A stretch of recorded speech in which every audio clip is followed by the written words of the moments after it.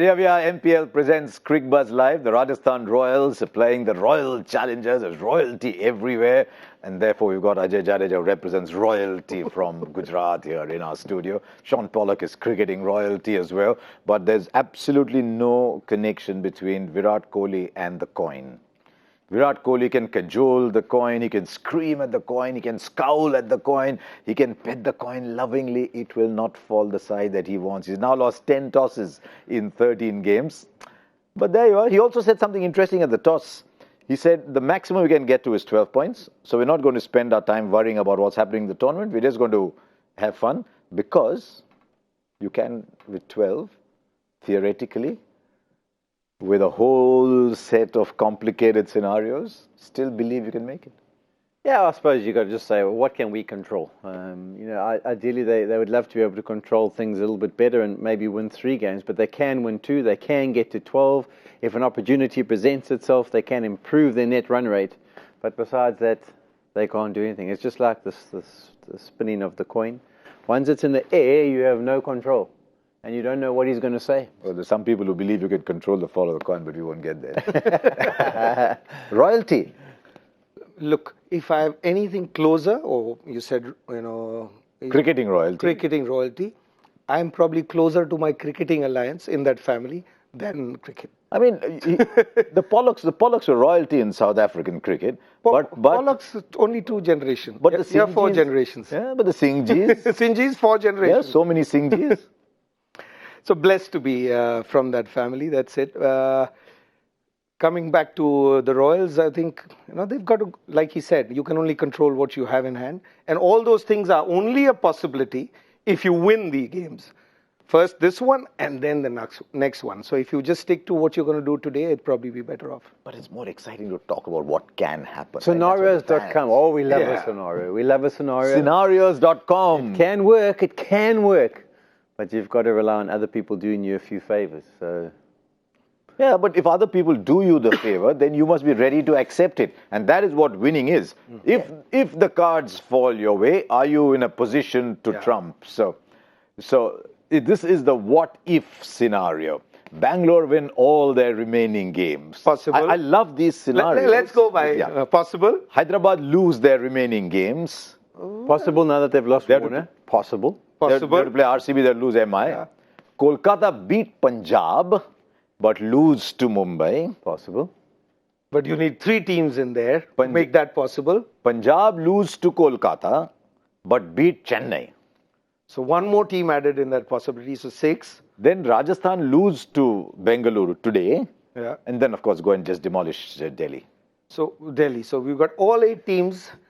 Somebody has to lose, somebody has to win for these guys, the possibility that we're looking at. So it has been possible from the start of the IPL. When the IPL started, there were probably a zillion possibilities that how each one could qualify, who would get to what stage. Now we've narrowed it down because, 4 weeks into the tournament, how people have played, what they've got. So these are the possibilities. It happens sometimes. You were the 92 World Cup. 92 World Cup, Pakistan were buying their tickets almost to go back because so many things had to happen for them to qualify, and every one of those things happened. 83 our players had bought tickets to go to America. Go to the US. But at least they and made this the was final. the players who were actually playing. So, where they'd even not got to the tournament. Yeah. So, of course, possibilities are. That's why we end up here every day to watch a game, not just here. Anybody who's watching at home. And when there's excitement. When 2 teams are going to play, there is going to be something that new we're going to see every day. When you talk about possibilities, like there's one possibility that Chennai has to lose one of their games. But if they win their first game, you say, okay, well, we made the final now, we guaranteed top 2. We give an opportunity to others to play.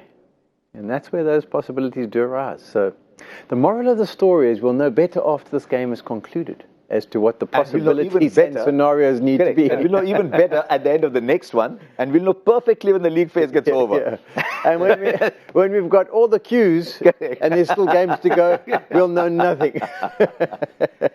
There'll still be a lot at stake for the players who are playing, for the fans you play for yourself. Each one who walks out there will have pride in their own performance. They want to make up, and especially if you're going to be going out. If you don't have the opportunity to showcase your talent at the knockouts or in the finals, you want to go out there and, But there is one app one site that is far better than the Shaun Pollock promoted scenarios.com. Cricbuzz. So you can create your own app. Go to the MPL app and download the MPL app and go superteam.live. Make your own team. Select a match. Decide who you want to play against. There's lots of games there to play. Actually, this is just one of those. There's many other games that you can play and you can win as well. And some people like to win more strongly than other people do. Shaun Pollock, even before we've asked for what's likely to happen today, wants to sit on his throne. The MPL super couch? Maybe you'll get it today. Yeah, because I'm starting to think about scenarios. I must just tell you about scenarios.com. So in New Zealand, before they played the Rugby World Cup, they had a scenarios.com where if someone predicted the winner of every single game in the World Cup, there was a massive prize to be won. The only problem is after 2 weeks in the tournament, Japan beat South Africa. And no one at all had picked that. So the whole competition had to be rebooted. Maybe a Japanese fan who was probably dreaming of that day could have got that. No, but this was a New Zealand run competition. Yeah, this is, of course, RCB versus RR. Remember, RCB can at best get to 12 points, and RR can get to 14 points. But their net run rate is so low that even if they do get to 14, they won't be in contention if somebody else gets to 14. And of course, if somebody else does get to 14, then scenarios.com with RCB dies of premature death. Right, let's look at the sides then. There was the other certainty as well. There's no scenarios.com that Virat Kohli will lose the toss. So Steve Smith has won the toss. He's put RCB in. They've made a couple of changes. And they've got Pawan Negi in. I don't see Washington Sundar there, so he's gone out. And Kulwant Khejrolia comes in. So it's an all, apart from Stoinis, it's an all-Indian bowling lineup. Umesh Yadav, Navdeep Saini, Kulwant Khejrolia played a few games with them last time. Yuzvendra Chahal. Stoinis will bowl a bit. Gurkirat will bowl a bit. The overseas players, A.B. de Villiers, Heinrich Klaas and Marcus Stoinis. Now, you just need to go back to when they started the tournament, and it looked completely different. I mean, Moeen Ali is the only person who is not available. But suddenly, Colin de Grandhomme, who was their first pick, can't get a game. Sometimes, I guess, if you discover as you go along that your original picks weren't the best. But Pawan Negi comes back in because, as Virat Kohli said, there's a lot of right-handers. Grandhomme played the first 2-3 games, as you said, and then Stoinis came in. And ever since he's come, Grandhomme's got a little break. One more, I think, after and, that, it almost seems like you're getting ready for next year because you've got all your Indian boys. You're giving Khejrolia's come in, Negi's back. Negi was left out for a game in Delhi, because I'm a firm believer on a helpful wicket. Actually, you need finger spinners, and the wrist spinners don't do as well as. Yeah, it's something I'll ask you one day because people look at a turning track, and those turning tracks, the finger spinners who seem to do better than the wrist spinners because maybe they hit the deck harder. So. Anyway, some other day. Whenever you've got time, I'm free. Stoinis goes back. So does Steve Smith. So the exodus has begun. Not like the good South Africans who come here and enjoy the hospitality and like it so much they stay till the end of the tournament. Yeah, and depending on which team they're in, it might not actually make a difference. They might be out of the tournament anyway at the close of play today. So it is a blow because they are big players for their teams, particularly Smith. I mean, he's captaining the side, and since he's taken over the reins, they've actually done pretty well. The Jinky has come on and played and shown some better form. But I think all the teams in the last game. What would you do? Who would you give the captaincy back to in the last game? Steve Smith goes after today's game. Yeah, I'd go to Jinx. Back again? Yeah, I mean, he's got his form too. Now he'll be feeling slightly more confident, and that sometimes rubs off into your captaincy as well. But all the teams would have allocated they would have known that their players were departing. No matter who they are, they would have had a plan in place. And even at the auction, they probably would have had an idea about what they do or don't have to pick because it was so tight on the border of when the World Cup starts. And that also just adds to the interest, I suppose, of the tournament. It's about planning, using your whole squad this time around more than any other year. Yeah. Let's see what the Rajasthan Royals have been up to. Steve Smith had a big grin on his face when he won the toss. They made one change. And this is something I thought might happen earlier in the tournament. Mahipal Lomror is a left-handed batsman. He bowls a bit. Also coming through the ranks, played an under-19 World Cup. Now let's look at the batting then. Rahane, Samson, Smith, Livingston. I'm assuming that Livingston will open the batting. Samson 3, Smith 4, Binney 5, Lomror 6, or maybe Lomror 5, Rian Parag batted 5 last time. So the batting's not an issue. They bat quite deep. O'Shane Thomas and Varun Aaron, there's at least a bit of thrill in the air, with 2 guys coming in, running in and bowling quick. What happens after them? There's Jadeja, Unadkat and Shreyas Gopal. Then maybe a bit of Binny, a bit of Lomror, a bit of Rian Parag to finish it. How many overseas players? Steve Smith, Liam Livingstone, and O'Shane Thomas. So they're back to 3 as well. Yeah, they're back at 3, and I can guarantee you there will be a shot played over the keeper's head or over the slip cordon for 6 of Shane Thomas. Because that lengthy bowls, someone's just waiting for that, aren't they? Thank you. Keep that ball going. But yeah, you wonder about Turner's. I mean, I know he got no runs and then he got picked. And I mean, he got a not out, so I think he was thinking things on the up. I think it might have to do with just trying to get a left-hander in, where they can just move that left-hander up the order. You got Chahal, you got Negi, and that would make sense that they just want to have that option of not being able to get the right-handers stranded at one end. But yeah, it's an exciting bowling unit. Thomas has been a good find for them. He's done really well in his 2 games that he's been given that opportunity. He's going to be at the World Cup as well. Comes running in, hits the deck hard, bowls quick. For those grounds, sometimes it can stick in the surface a little bit in England, so it might not be the worst. But I think this ground, he's going to be tested, and I think the guys will just be looking to help it on its way. Odisi to lift Karade, that type, right? The weight of Karade, and the contrast in that bowling attack, if you like, you've got Varun Arun and O'Shane Thomas, who go in there and bang it in hard, and then you got Unadkat. So a little variety, you can look at it that way. Shreyas Gopal has had a fabulous But that turn of Shreyas Gopal's been fabulous. He's had a great year where he's been fortunate that he's had the ground in Jaipur, which is a larger ground, which works for him. So it'll be a different test. He comes back home. But what I'm interested in seeing is how, because as he said, Turner, when he was getting those zeros, he was stuck with him. So I was presuming that he was your player. And suddenly what happens is, next game, he doesn't have much chance. He gets a couple, 3 or 4 not out or whatever. What did they see different in that game? So with these teams, to figure out why they're playing somebody or how they're going to play is impossible till the game starts. Some of these teams are difficult to judge because they keep changing those jigsaws so often.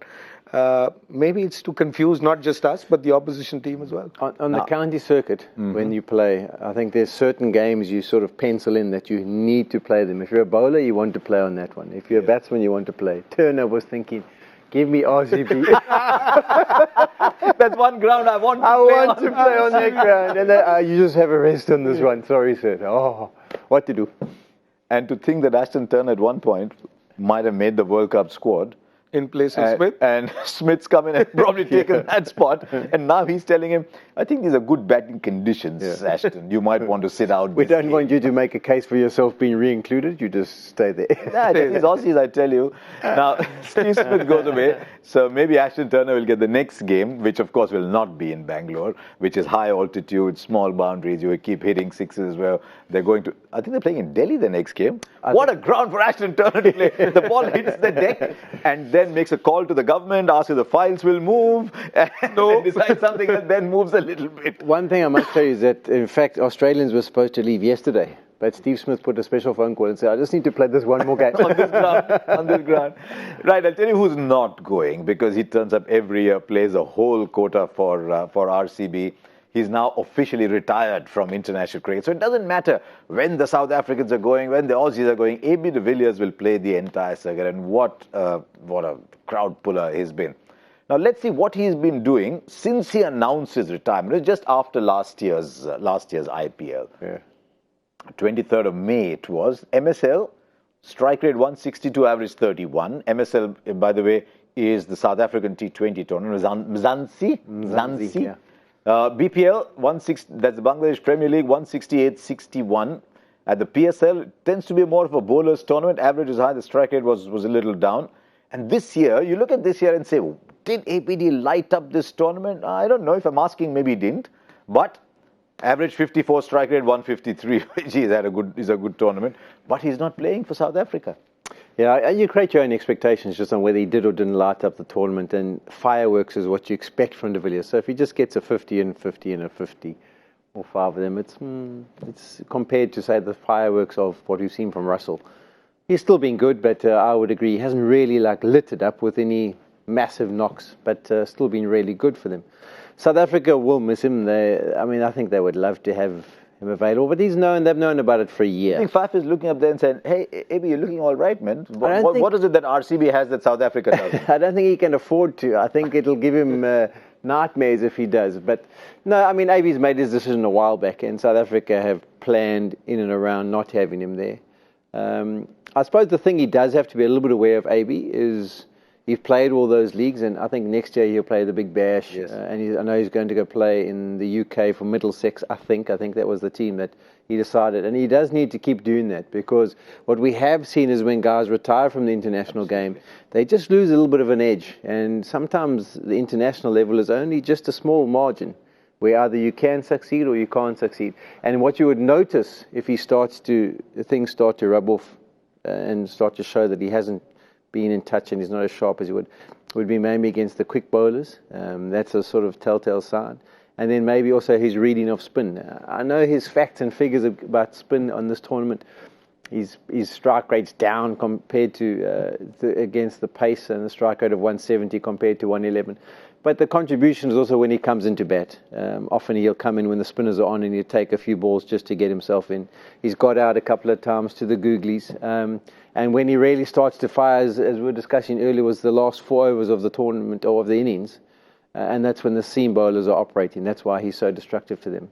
But I think he's still class. I just think he does need to keep things ticking over, and that's why I'm not surprised he's decided to play a few more leagues, just to make sure that when he comes in, he's sharp. We've seen that with big players. We saw that after Adam Gilchrist retired, he had a year or two that he was really good at the IPL, but his third and fourth years, Adam Gilchrist, Matthew Hayden, these are big players, right? And they all started to look a bit rusty because they were not playing any cricket between the IPL and anywhere else. So he needs to play. There's very few like Ajay Jadeja just turns up, goes play for Rajasthan, and yeah. You played about 4 years ago? Last I played, 4 years ago, 14. Yeah. Yeah, but that wasn't a good season. You played Sachin's last game in London? Last game, yeah. We had to give him a farewell, didn't you? As a friend, you got to be around and make sure that he has a good game. You set tough fields for him? You kept 2 short legs slip and whatever? Did you sledge him? I tried everything, including sledging him. Tried everything that I could. But you didn't sledge him and saying, retired, coming into bat. When was this? He was just too focused. 2013, just before 2014. This was game 13. Game before he played his last test match in Bombay. He's one of those who came out for every domestic game with the same intensity. And there's an old rivalry, not a rivalry, I would say a friendly game between Mumbai and Haryana. And this is when I was playing for Haryana.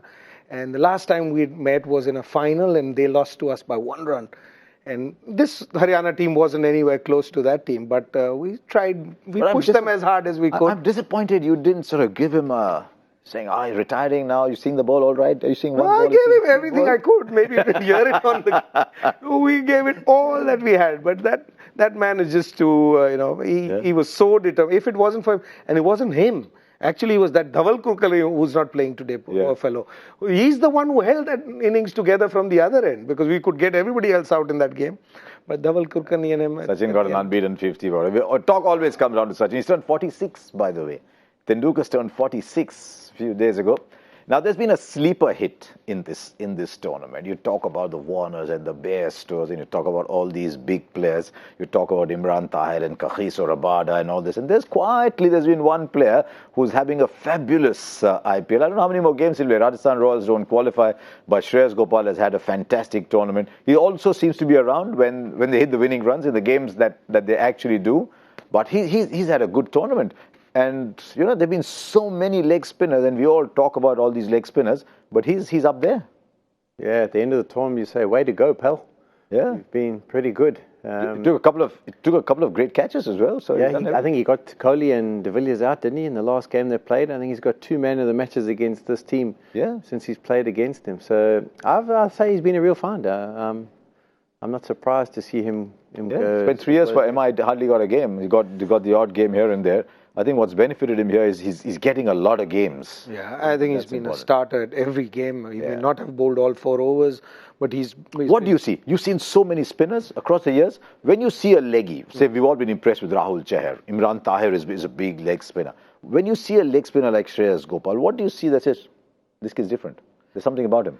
Look, the couple of things that when I see a leg spinner, what is different about him to say Tahir? Tahir is in the mode of Rashid or even Anil, because they were they need the surface to do a lot more for you than somebody like Wani. Shreyas. Yeah. Wani, I would leave aside. I yet to see a spinner, because what he had, I think Michael Vaughan was there the other day. I was talking that more than his turn and anything else, I think it was his drift that actually did it. Yeah. It was most leg spinners you get beaten this way, but Warney would always beat you where you were playing. The ball would land actually 6 inches on this side. But Shreyas also from here, isn't he? Shreyas also. No, I'm saying where the ball lands, correct. Where it comes. So I've yet to see anybody drift it that way.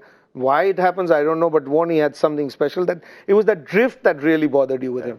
With Shreyas, you see his accuracy. I think it is his accuracy, and he's an intelligent kind of a bowler. Rarely will you see him go outside the stumps.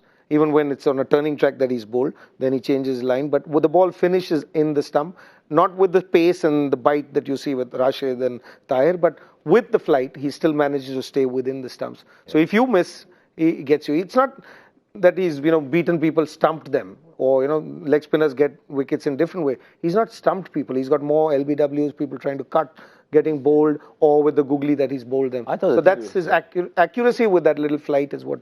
I think he's got the variation. I think also it's been a good move for him to go to Rajasthan Royals because of the size of their ground.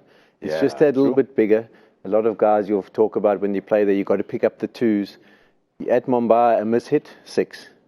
At Rajasthan, miss hit, out. And I think that gives you a lot of confidence. It gives you that presence of mind to say, well, I'm willing to back myself. If he goes after me, I don't mind. Whereas in Mumbai, you're thinking, oof, I just got to somehow get out of here.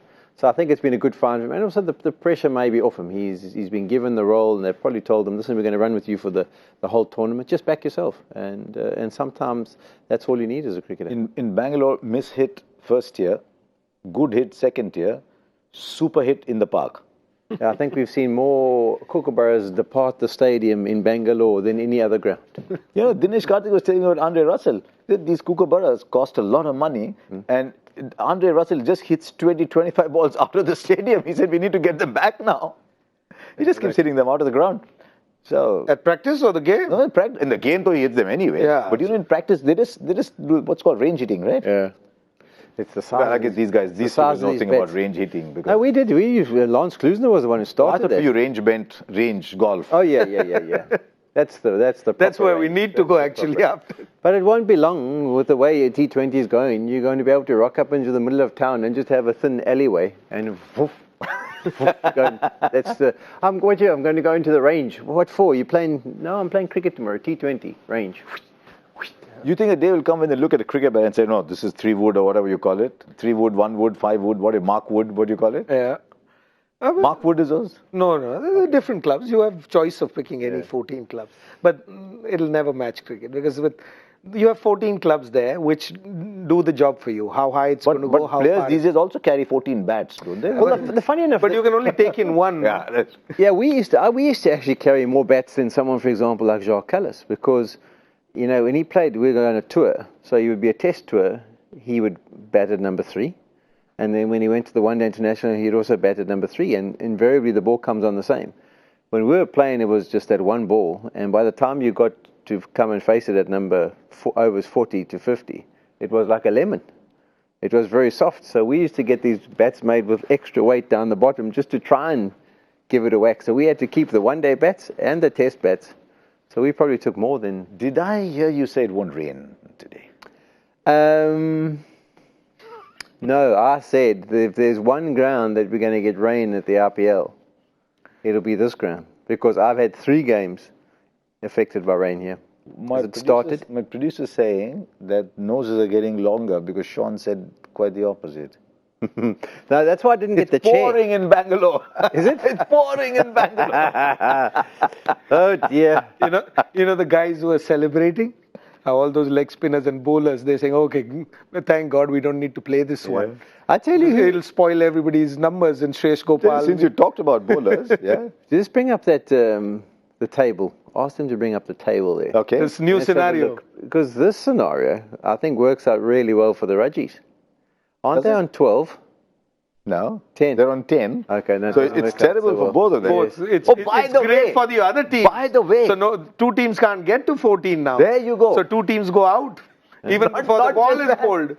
Not just that, RCB One more won't be able scenario. to- RCB won't be able to get to 12 and that entire pre-show goes out of the window because none of those possibilities because the match gets rained out now. But do remember that you can make up, depending on playing conditions, I've not seen them this year, either half hour or 1 hour. So you can actually start a game. If it's 8 o'clock, game's supposed to end at 20 past 11, you can go on till 20 past 12. You only have to play 5 overs to get a game. That means you're looking at 10 overs, that's 45 minutes. You can start the game after 11 o'clock at night. That would be great viewing for sure because 10 overs at that RCB wicket, you'll see another game. With 20 overs, we see what happens there. Maybe we still get 180 in 10 overs, 160 in 10 overs. Was there a game in Bangalore that started at 1:20 in the It morning? was last year, wasn't it? 1:20, 2016, I think. It's a perfect time for Sad me, it's but I don't know about these guys. There will be players who want to go But to I'll tell sleep you, by then. since you talked about bowlers, there's Rajasthan Royals and there's RCB. And they both used to struggle with their bowling. At least RR have done well.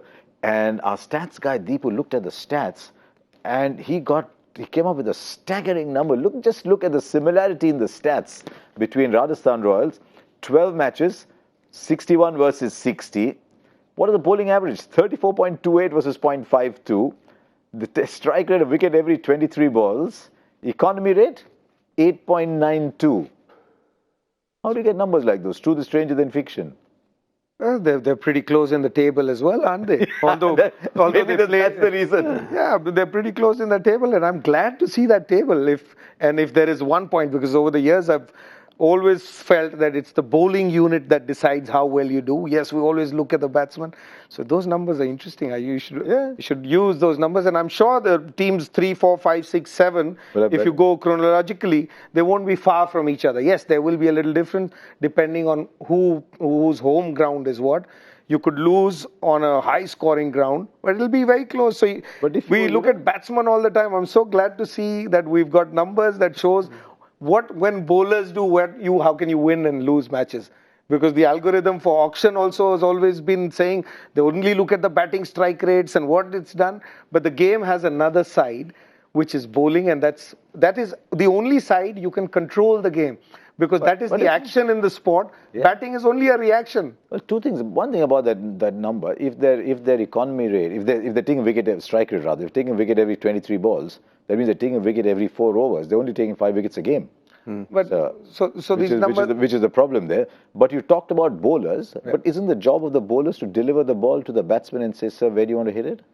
It used to be till it was a gentleman's game. So let's look at each other and ignore the person in the middle.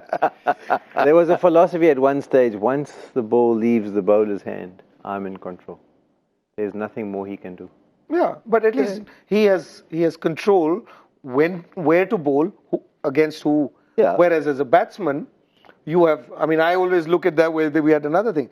As a batsman, if you bowl a ball, say half track, I have more options, right? I could cut it there if I can get around it or whatever. But when you bowl a certain ball with a certain pace, there are certain shots you cannot play. That is why spinners are now being successful. People have been, there are different people look at it differently. When you bowl, a spinner bowls, you can hit him down the ground, which I can do to a 140 bowler as well. But I can't place that ball behind the wicket at, 75, 85, 95. So I always have believed that it's the bowlers who decide how a batsman can play. Yes, then it depends on what skills the batsman has. But if you have all the skills, and an ideal example in this series, if I had to pick out and showcase, is Sarfraz, the young man from Punjab who hasn't got a game after that. I wonder why he's got lost somewhere. I don't know, because I thought he played spin brilliantly in Chennai, but what he couldn't do is what you were expecting him to do towards the end of that innings, and he's lost out. So he's a prime example. You bowl a quick bowler against him and everybody feels, I'm sure you pick the strike rate out, because then he has the option to play here and he hits down the ground as well. Also the truth. But with spin, the spinners are cleverer than the fast bowlers, isn't it? That's why they bowled spin. They didn't want to run all the way 30 yards and then bowl and try and get that same wicket that they were looking. In general, spinners are cleverer than fast bowlers. in general, you think? I don't know. You'd have to have a word with a fast bowler, not an all-rounder. You know, it's like the cleverest in the game are the all-rounders who get to do 400, both. 400 test wickets, you're a bowler. It's the toughest job in cricket. I can. But a lot of people feel why on wicket earth would keeping you and play that? batting, but it is fast. You said the batsmen are cleverer because they pick the easier job. A few years ago at Sony, we had to do, there was a thing where 1 minute you had to debate with the other guest that you had. And I had Sir Sunil Gavaskar at the other end, and I picked bowling. Luckily, obviously, he was going to pick batting. But that was the only time actually I could have a debate with him and genuinely say what I wanted to say. But what happened on other days? When Sir talks, I keep quiet. Simple as that. You know, when Mr. Gavaskar's talking, there is no sense me trying to, overrule that. And that's a respect that I'd keep whether I'm working as a broadcaster now or not. I grew up watching him as a fan. I respect that. But often the other thing about bowlers is you'll have them where they have to finish a job off. They've got last 2 or 3 overs. They have to close out a game. They have to do the job. They start. And then otherwise, when you're chasing, invariably the top order is out already. Yeah.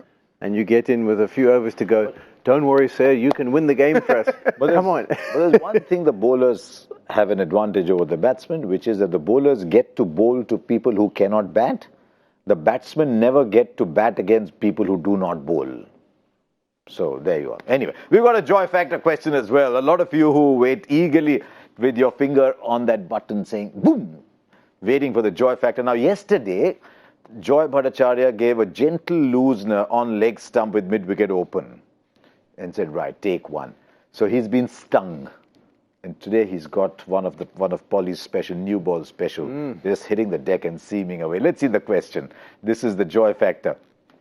Which singular test record has Narendra Hirwani and Ashish Nehra in joint second place, but ahead of them is a West Indies batsman of the 70s and 80s. Now you think of Nehra and you think of Hirwani and you think batting and you think, okay, I'm onto something here. But ahead of them is a batsman of the 70s and 80s. So which record? Remember, hashtag Cricbuzz Live. Your time has already started. And if you haven't got an answer in the next 10 seconds, you're probably not going to win anyway because all those guys out there are so quick. So there you are. That's the news. RR versus RCB. This is what we had on MPL Presents Cricbuzz Live. Once again, Virat Kohli lost the toss. So maybe he's preserving his luck for the World Cup.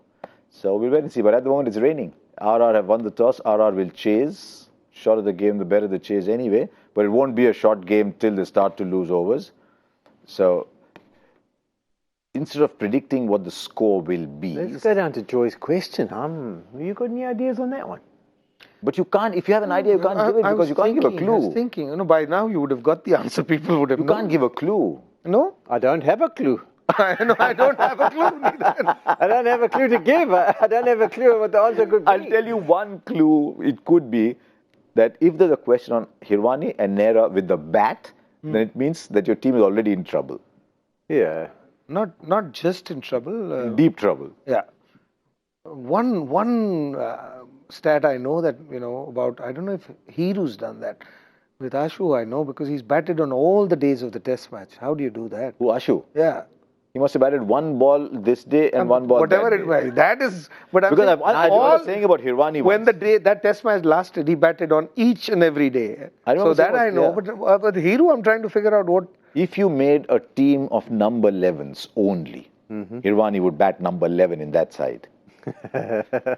He once walked out to bat, India needing 24 runs to avoid the follow-on. Lords 1990, Kapil Dev blocks 2 balls and then hits Eddie Hemmings for 4 sixes. And guess what Hirwani does after that? Gets out first ball after that. So England can't enforce a follow-on because the lead was 199. Anyway, our MPL Super Couch today is not about how many runs will be made because we don't know it's raining, but how many overs will the game be? Shaun Pollock, our in-house rain specialist, will go to him second. How many overs aside today? That's the MPL Super Couch. I haven't got a clue. Let's pick the least number of overs that you have to play is, I think, 6 overs. 6. So I'd go with 6.